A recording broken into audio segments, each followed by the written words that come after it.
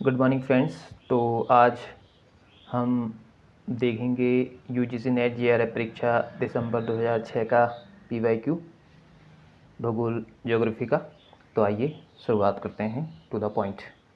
तो सबसे पहला क्वेश्चन हमारे पास है, उत्तरी ध्रुव आर्कटिक महासागर के अंतर्गत अवस्थित है जबकि दक्षिणी ध्रुव अंटार्कटिक महाद्वीप के अंतर्गत अवस्थित है। निम्नलिखित में से कौन सा सिद्धांत इस तथ्य का उपयोग समर्थनकारी तर्क के रूप में करता है? पहला ऑप्शन थ्योरी ऑफ आइसोटेसी या टेट्राहेड्रल थ्योरी। तो राइट आंसर रहेगा डी। ठीक है, नेक्स्ट। सिंधु तथा ब्रह्मपुत्र के उदाहरण हैं उत्तरवर्ती अपोहा तंत्र या पूर्ववर्ती अपोहा तंत्र। तो यह है पूर्ववर्ती अपोहा तंत्र। नेक्स्ट, दो अनुक्रमानुपातिक क्रमिक ज्वारों के बीच का औसत समय अंतराल कितना होता है? अर्थात दो जब ज्वार आते हैं तो उसमें कितना डिफरेंस होता है? तो राइट आंसर है 6 घंटे 13 मिनट, पहला ऑप्शन ए, या बी 12 घंटे 26 मिनट। तो राइट आंसर रहेगा 12 घंटे 26 मिनट। उसके बाद है क्वेश्चन नंबर हमारे पास 4। स्थान को निर्धारित करने के लिए अक्षांश और देशांतर दोनों को जानना आवश्यक है। तो स्थान को निर्धारित करने के लिए अक्षांश और देशांतर दोनों को जानना आवश्यक है। इसका क्या आंसर रहेगा सही? ए स्थानीय समय या डी अवस्थिति। तो अवस्थिति, हम किसी भी स्थिति या अवस्थिति लोकेशन को इससे जान सकते हैं। क्वेश्चन नंबर हमारे पास 5। नीचे दो कथन दिए गए हैं ए और आर, दिए गए कोटों का उपयोग करके सही उत्तर की पहचान करनी है। सबसे पहला ए है, क्षोभ मंडल वायुमंडल का बहुत निचला भाग है जिसमें बादल छाने तथा तूफान उठने जैसी मौसमजन्य घटनाएं घटित होती हैं, या क्षोभ मंडल में तापमान ऊंचाई के साथ घटता है। तो राइट आंसर बी है, ए और आर दोनों सही हैं, परंतु आर ए की सही व्याख्या नहीं करता है। Question number 6। समुद्री तलें महाद्वीपीय तलों से कम पुरानी होती हैं, और आर है, कम घनत्व वाली तथा फलस्वरूप उत्प्लावक होने के कारण समुद्री तलें सबडंसन जोन के मेंटल में धकेली नहीं जाती। तो देखते हैं राइट आंसर क्या है। राइट आंसर है इसका ए, कि ए और आर दोनों सही हैं तथा आर ए की सही व्याख्या करता है। और फ्रेंड्स, आपने ये भी फोकस किया है कि 50 क्वेश्चन के जो सेट हैं हम उसको ज़्यादा टाइम ना लेते हुए 20 से 25 मिनट के बीच में उसे कर दे रहे हैं। जहाँ बहुत सारी वीडियो आप इंटरनेट पे देखेंगे कि 1-1 घंटे के हैं, मैराथन चल रहा है कि हम 1 घंटे का, 2 घंटे का, 4 घंटे का ना, और मिस टू द पॉइंट चीज़ें नहीं होकर के कुछ अलग ही चीज़ें वहाँ पे हो रही हैं। तो यहाँ पे आप देखेंगे कि टू द पॉइंट ना, तो 20 हम मैक्सिमम 20 मिनट या 25 मिनट में एक टॉपिक को या एक प्रैक्टिस सेट को पीवाईक्यू के उसे पूरा करने की कोशिश कर रहे हैं। ठीक है, तो नेक्स्ट देखते हैं। हमारे पास नेक्स्ट है, भूमध्य या भूदृश्य के अपर्दन को संभव बनाने वाली ऊर्जा का परम स्रोत सूर्य है। और सेकंड है, सौर ऊर्जा भूतलीय जल को वाष्पित करता है जिसमें से कुछ बाद में वर्षा तथा बर्फ के रूप में पर्वतीय प्रदेशों में गिरता है। तो हमारे पास राइट आंसर है ए, कि दोनों सही हैं, आर और ए, और आर ए की सही व्याख्या करता है। क्वेश्चन नंबर फिर से हमारे पास 8 है, ये भी असर्शन वाला ही है। ठीक है, असर्शन रीजन का, कि भूकंप का आकार प्रकार अधिकेंद्र के निकट अधिकतम होता है तथा यह दूरी के साथ घटता जाता है। आर है, भूकंप द्वारा निष्कासित ऊर्जा को उसके आकार प्रकार के द्वारा स्थापित किया जा सकता है। तो राइट आंसर बी है, कि दोनों सही हैं, परंतु आर ए की सही व्याख्या नहीं करता है। क्वेश्चन नंबर हमारे पास है 9। क्षेत्रीय रूपांकन के लिए इनमें से किसका उपयोग किया जा सकता है? तो राइट आंसर हमारे पास है ए, क्या ग्रेविटी पोटेंशियल मॉडल या रैंक साइज रूल। तो राइट आंसर रहेगा rank size rule. Question number हमारे पास है 10, कि क्षेत्रीय असंतुलन उनमें से किस कारण से उत्पन्न नहीं होता है? पहला है, संसाधनों का विषम वितरण या टिकाऊ आर्थिक विकास। तो राइट आंसर रहेगा ऑप्शन नंबर बी। फिर है क्वेश्चन नंबर 11, नोडल रीजन्स का परिसीमन किया जाता है। तो पहला हमारे पास है ए, स्थानिक परस्पर क्रिया के आधार पर या एकरूपता के आधार पर। तो राइट आंसर रहेगा ए। क्वेश्चन नंबर 12, लोगों के प्रवास का लाभकारी प्रभाव आरंभिक समय से ही रहा है। इनमें से महत्वपूर्ण है, पहला ऑप्शन विचारों का विसरण, और डी है सभी ऊपर के। तो हमारे पास जो आंसर हैं ये सभी सही हैं। कि जो लोगों ने इधर से उधर जाना कि प्रारंभ किया प्राचीन काल से लेकर अभी तक का, तो वो किस लिए जाते थे, उससे क्या क्या होता था। तो उससे विचारों का विचरण होता था, भाषा का प्रचार प्रसार होता था तथा विज्ञान और प्रौद्योगिकी की नव प्रवर्तनता का प्रचार प्रसार भी होता था। क्वेश्चन नंबर हमारे पास है 13। ग्रामीण क्षेत्रों में सामान्य रूप से उपलब्ध कराने के लिए छोटे शहर पनपते हैं, क्या बाजार की सुविधा या प्रशासनिक सुविधाएं। तो प्रशासनिक सुविधाएं राइट आंसर रहेगा। क्वेश्चन नंबर हमारे पास है 14। तो क्वेश्चन नंबर 14 हमारे पास है। 14 में क्वेश्चन है कि भारत में शहरी केंद्रों के वर्गीकरण की सर्वाधिक महत्वपूर्ण कसौटी है, क्या स्थल या आबादी। तो राइट आंसर रहेगा आबादी। Question number 15। Rank size rule में निरंतर दर्जा वाले शहर की जनसंख्या के अनुपात में होती है, क्या लघुत्तम शहर की जनसंख्या या विशालतम शहर की जनसंख्या। तो राइट आंसर रहेगा ए। क्वेश्चन नंबर हमारे पास है 16। राजनीतिक भूगोल का जनक किसे कहा जाता है। पहला ऑप्शन रुडोल्फ जेलेन को, या सेकंड हमारे पास सी है रेडजेल एफ को। तो राइट आंसर रहेगा रेडजेल एफ। ठीक है, उसके बाद हमारे पास क्वेश्चन है क्वेश्चन नंबर 17। भारत या राजनीतिक भूगोल में रिमलैंड थ्योरी के विचारों की विचारधारा किसकी देन है। तो पहला ऑप्शन हमारे पास है ए स्पाइकमैन एन जी या वार्नर ई। तो राइट आंसर रहेगा ए। क्वेश्चन नंबर हमारे पास है 18 में हमारे पास हम देख सकते हैं फ्रेंड्स की एक मैच द फॉलोइंग है। ठीक है, और यहाँ पे कुछ बुक्स हैं और उनके जो हैं राइटर्स हैं या भूगोलवेत्ता हैं। तो पहली बुक है हमारे पास विडाल डी ला ब्लास, तो इनकी बुक है इंट्रैक्शन। उसके बाद है जीन ब्रूंस, इनकी बुक का नाम है सोशल डिटर्मिनेशन। फिर कार्ल लिटर की बुक का नाम है unity in diversity. Question number हमारे पास डी ऑप्शन है फ्रेड रेडजेलिन की बुक है टेरेस्ट्रियल होल। क्वेश्चन नंबर 19 है फ्रेंड्स कि वह दार्शनिक दृष्टिकोण जो इस बात का पक्ष पोषण करता है कि मनुष्य अपनी प्रकृति के निर्माण के लिए उत्तरदायी होता है, उसे क्या कहते हैं। पहला पॉजिटिविज्म वस्तुनिष्ठतावाद या आपका प्रैग्मेटिज्म व्यवहारिकतावाद। तो राइट आंसर रहेगा ए। क्वेश्चन नंबर हमारे पास है 20। फसल संयोजन का परिकलन के आधार पर किया जाता है, किसके आधार पर। पहला निवल कृषित क्षेत्र के प्रतिशत के आधार पर, या सी एक क्षेत्र में फसलों का दर्जाकरण। तो राइट आंसर रहेगा सी। क्वेश्चन नंबर हमारे पास है 21। झरिया कोयला क्षेत्र कहाँ अवस्थित है। पहला ऑप्शन बिहार, दूसरा झारखंड। तो राइट आंसर है झारखंड। उसके बाद लिखा है भूगोल के विकास के परिप्रेक्ष्य में प्रमुख ब्रिटिश भूगोलवेत्ताओं का सही अनुक्रम ढूंढिए। तो सही अनुक्रम क्या है। सबसे पहले हमारे पास है ऑप्शन नंबर बी सही है। ठीक है, और इसका आंसर है सबसे पहले है हमारे पास SW, फिर है बुलरीज, फिर AJ हर्बर्टसन, फिर LT stamp and HJ Mackinder. Question number 23। निम्नलिखित सागरों पर विचार करें। तो ये सागर जो हैं इनका जो खारापन है इसमें अम्लता है वो कितनी % है वो देखते हैं। तो सबसे पहले हमारे पास जो सागर है ये अवरोही क्रम में बताना है। तो सबसे पहले हमारे पास है डेड सी का जो खारापन है वो है 238/1000। फिर रेड सी है 37 से 41 प्रति हज़ार। ब्लैक सी का है 18 प्रति हज़ार, 18 प्रति हज़ार। उसके बाद है बाल्टिक सी 20 से 35 प्रति हज़ार। क्वेश्चन नंबर हमारे पास है नेक्स्ट, और क्वेश्चन का नंबर है 24। प्रोजेक्ट टाइगर से रिलेटेड है कि प्रोजेक्ट टाइगर के नाम से एक सर्वाधिक सघन संरक्षण प्रयास भारत में कब शुरू किया गया था। ऑप्शन पहला है ए 1963 या 1973। तो हमारा आंसर रहेगा सी 73। फिर लिखा है 25। Resources are not they become. संसाधन की यह परिभाषा किसने दी। पहला वॉन थुनेन ने या जिम्बरमैन ने। तो राइट आंसर रहेगा जिम्बरमैन। क्वेश्चन नंबर 26 है पशुपालन वाणिज्यिक पैमाने पर भली भांति विकसित हुआ है, कहाँ मानसून क्षेत्रों में या प्रेरी एवं स्टेपी क्षेत्रों में। तो राइट आंसर रहेगा सी।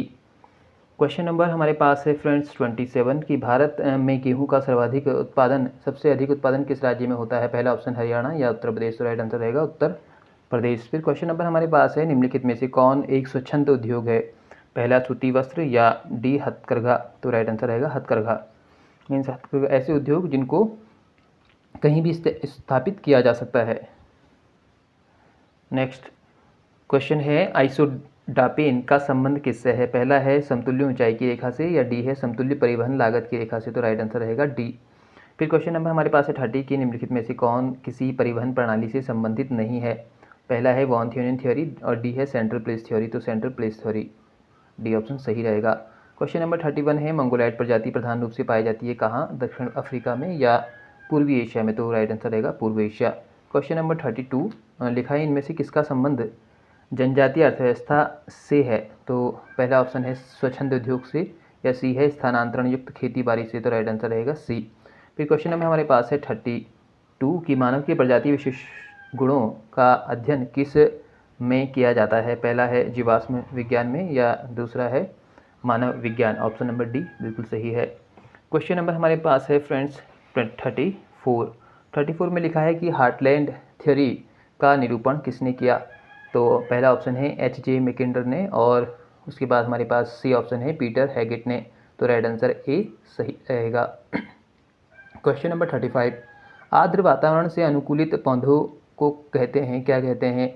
जलोद्भिद या समोद्भिद? तो राइट आंसर रहेगा ए जलोद्भिद। क्वेश्चन नंबर 36 है, पारिस्थितिक अनुक्रमण सामान्यतः जन्म देता है क्या? हैबिटाट को या बायोम को? तो राइट आंसर रहेगा हैबिटाट। क्वेश्चन नंबर 37 है, निम्नलिखित में से किस एक राज्य को पेट्रो डॉलर अर्थव्यवस्था ने अधिकतम प्रभावित किया है? पहला तमिलनाडु और डी है गुजरात। तो गुजरात ने। उसके बाद है क्वेश्चन नंबर 38 भारत में राज्य स्तर पर जनसंख्या के वितरण का उत्तम रीति से प्रतिनिधित्व इनमें से किसके द्वारा किया जाता है? पहला ऑप्शन डेथ मेथड के द्वारा, डॉट मेथड के द्वारा, या आइसोप्लेट के द्वारा? तो राइट आंसर रहेगा डॉट मेथड। क्वेश्चन नंबर 39 एक डेटा शीट में प्रत्यावर्तन मॉडल का उपयोग करने के प्रधान उद्देश्य क्या हैं? पहला ऑप्शन है आश्रित एवं स्वतंत्र चरों के बीच अनियमितता, या बी आश्रित एवं स्वतंत्र चरों के बीच सहसंबंध? तो बी आंसर सही है। क्वेश्चन नंबर 40 है हमारे पास, यहाँ पे मैच द फॉलोइंग दिया हुआ है, ठीक है। तो यहाँ पे देखते हैं इसका राइट आंसर क्या है। तो लिखा है बिखराव का किस माप को निम्नतम तथा अधिकतम मान के बीच अंतर के रूप में परिभाषित किया जाता है? तो डैश रेंज इसका आंसर सही है। फिर लिखा यह बिखराव का एक माप है, तो लिखा है डैश 3x माइनस मीडियन, ठीक है। तो ये इसका आंसर सही है। फिर इसका ऑप्शन सी देखते हैं। सी में लिखा है यह वेरिएशन का कोएफिशिएंट वांछित है, तो आप कौन से परिसूत्र का प्रयोग करेंगे? तो S/x 100। फिर लिखा है डी नमूने के वेरिएंस तथा मानक विचलन की गणना में किस औसत का प्रयोग किया जाता है? तो आंसर है अंकगणितीय मध्य। तो फ्रेंड्स आपने देखा क्वेश्चन किस तरह से आ रहे हैं, और बहुत एक स्टैंडर्ड वे है। अगर आप सोचें कि आप सेल्फ से तैयारी करके कर लेंगे, हाँ कर भी सकते हैं, पॉसिबल भी है, लेकिन बिना PYQ के तो नहीं हो सकता। अगर आपको ये वीडियो थोड़ा लंबा लगे तो आप इसको थोड़ा स्पीड में भी देख सकते हैं, ठीक है, 1.25 की। लेकिन आपको जब आप इसे देखेंगे तभी आपको समझ में भी आएगा कि क्वेश्चन का पैटर्न किस तरह से आ रहा है। नेक्स्ट क्वेश्चन नंबर 41 विश्व के देशों में भारतीय रेल नेटवर्क का दर्जा है क्या प्रथम या चतुर्थ? तो चतुर्थ है, और ये आपको पता है कि कितना पुराना पेपर है, ठीक है। तो आप अभी करेंटली भी देखेंगे कि अभी करेंटली क्या सिचुएशन है, कौन सी रैंक पर इंडिया रिप्रेजेंट कर रहा है रेल नेटवर्क पर। फिर है क्वेश्चन नंबर 42 निम्न में से किसका संबंध सूती वस्त्र उद्योग से है? पहला ऑप्शन पुणे से, और यह अहमदाबाद। तो राइट आंसर रहेगा अहमदाबाद। क्वेश्चन नंबर 40 हमारे पास है 3 कारगिल किस नदी के किनारे पर अवस्थित है? पहला सिंधु नदी या सुरु नदी? तो राइट आंसर रहेगा सुरु नदी। फिर है इम्फाल किसकी राजधानी है? पहला ऑप्शन मणिपुर या मेघालय? तो राइट आंसर रहेगा मणिपुर। उसके बाद नीचे भी दिए हैं अगर, ठीक है, और देखते हैं। फिर लिखा है 45 मैकमोहन लाइन किन देशों के बीच अंतर्राष्ट्रीय सीमा बनाती है? तो पहला है भारत और बांग्लादेश, या भारत तथा चीन? तो राइट आंसर रहेगा चीन। तो अब हमारे पास आ चुका है फ्रेंड्स एक कॉम्प्रिहेंशन 45 क्वेश्चन के बाद। तो आपको लास्ट टाइम बताया था कि आपको इसे पूरा नहीं पढ़ना है, ठीक है। आपको बताया था कि एक स्कीमिंग होती है, स्कीमिंग, ठीक है, एक होती है हमारे पास स्कीमिंग,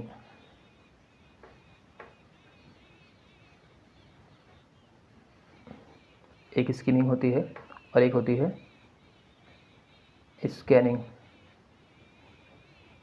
तो हमें स्कीमिंग और स्कैनिंग करनी है। तो स्कीमिंग में हम क्या करते हैं कि हम इसमें जो मेन वर्ड्स हैं वो पढ़ेंगे, ठीक है। देखिए फॉर एग्जांपल के लिए कैसे, जैसे हमने पढ़ लिया समृद्ध राष्ट्र, प्रधानता, व्यापार, प्रवास, मानव समूह, अधिक संवाद, संपर्क, गंतव्य स्थान, बलशाली, प्रभावी खिंचाव, अनुरूप, प्राचुर्यता, प्रभावी मांगों और सज्जावस्था, भौतिक विश्व, प्रभु विष्णुता, गुरुत्वाकर्षण बल के कारण, अधोतम बिंदु, समुद्री स्तर, स्वतंत्रता, हवा, उच्च दबाव, निम्न दबाव, कारक अभिकर्ता, अधिक दूरी, आम अनुभव, पंखे की सहायता, माचिस की तीली, दूरी से फूंककर खिड़की में पंखा फेंकने तथा कमरे की दूसरी खिड़की खोल हवा फेंकी। उसके बाद हमारे पास है धकेलने वाले कारक, निम्न दबाव, विशेष दिशा में खींची जाने वाली, विचार करना बेहतर, पर्वत की चोटी, मानव क्रियाकलाप, अत्यधिक आपूर्ति, खिंचाव एक प्रत्यक्ष, व्याख्या करने, सज्जा और बौ, अधिक सहायता, वनस्पति खिंचाव, ध्यान केंद्रित, दिशात्मक, गठन नवीन, आंकड़े तथ्य, विचार, दिन प्रतिदिन के संदेश, व्यक्ति, जिन्सों तथा सेवाओं, सूचना, अपनी मांग, एक प्रभावी मांग, व्यक्तिगत, व्यक्तियों, दलित क्षेत्रों, घटता आबादी वाले इलाकों, अधिक बड़ी मात्रा लाने भेजने परिप्रेक्ष्य में, विकसित देशों, अर्धविकसित देशों, व्यापार की तुलना, व्यापार अत्यधिक बड़ी मात्रा में, प्रधानता एक प्रणाली, विचार केंद्रों का या विचार केंद्रों के